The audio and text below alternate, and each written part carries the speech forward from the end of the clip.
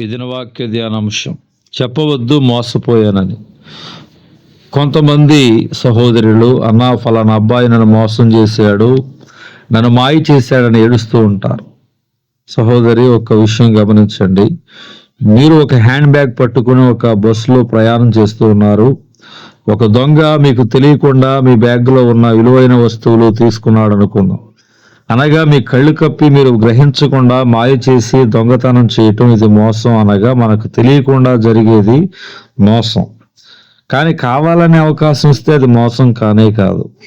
అబ్బాయిలతో స్నేహం పేరిట ప్రేమ ముసుగులో పాపం చేసే అమ్మాయిలు, ఆ అబ్బాయిలు నన్ను మోసం చేశాడని చెప్పకూడదు. మీకు ఇష్టం లేకుండా, మీరు సమ్మతించకుండా ఏ అబ్బాయి అయినా మీ చెంతకు చేరగలడా? మీ దగ్గరకు రాగలడా? ఒకసారి ఆలోచించండి.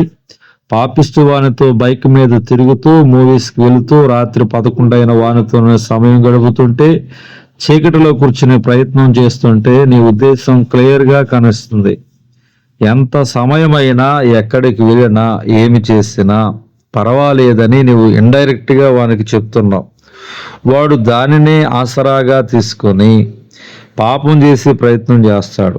పాపిష్టి పని చేయడానికి అన్ని విషయాలలో అవకాశం ఇచ్చి తర్వాత మోసపోయానని అంటావు. ఇది మోసపోవటం కానే కాదు, చేజేతులారా నీ జీవితాన్ని నాశనం చేసుకోవటం. ఆనాడు యేసేపు దగ్గరకు పోతీఫరు భార్య వచ్చి, రా నాతో పాపం చేయంటే యేసేపు అక్కడి నుంచి పారిపోయాడు.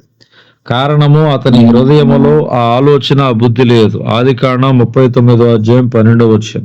నీ హృదయములో ఆ కోరిక, ఆ తలంపు లేనప్పుడు, నీ బుద్ధి మంచిదైనప్పుడు, ఎవరైనా బుద్ధి లేకుండా ప్రవర్తిస్తున్నప్పుడు ఆగు, పిచ్చి వేషాలు వేయవద్దు. నేను అలాంటి దానిని కాదు, క్రీస్తును విశ్వసిస్తూ క్రీస్తు అడుగుజాడలో నడుస్తున్న దానిని. పలకరిస్తే పలకరిస్తాను, మంచిగా మాట్లాడితే మాట్లాడతాను, కానీ పిచ్చి వేషాలు వేస్తానంటే మాత్రం కుదరదని ఖచ్చితంగా చెప్పాలి. ఈ విధంగా చెబితే ఎవడైనా దగ్గరకు వచ్చే ప్రయత్నం చేస్తాడా? ఒక్కసారి ఆలోచించు. అప్పుడు ఆమె అతని వస్త్రము పట్టుకుని తనతో సైనించమని చెప్పగా, అతడు తన వస్త్రమును ఆమె చేతిలో విడిచి తప్పించుకుని బయటికి పారిపోయింది. ఆదికాండం 39:12. యేసేపు వలె నీ యవన ప్రాయాన్ని బహు జాగ్రత్తగా కాపాడుకుని దేవునికి మహిమకరంగా జీవించుమని మనవి. అదే సమయంలో వివాహమైన వారు జాగ్రత్త, వ్యభిచారానికి తావివద్దు.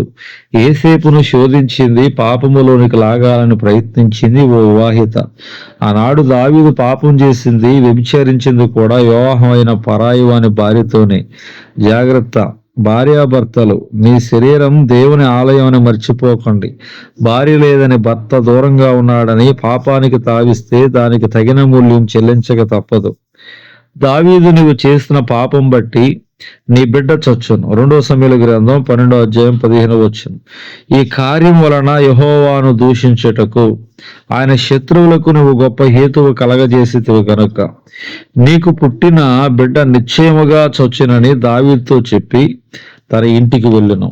దేవుడి దిన వాక్య ధ్యానాంశం దేవుడు దీవించునుగాక. ఆమేన్.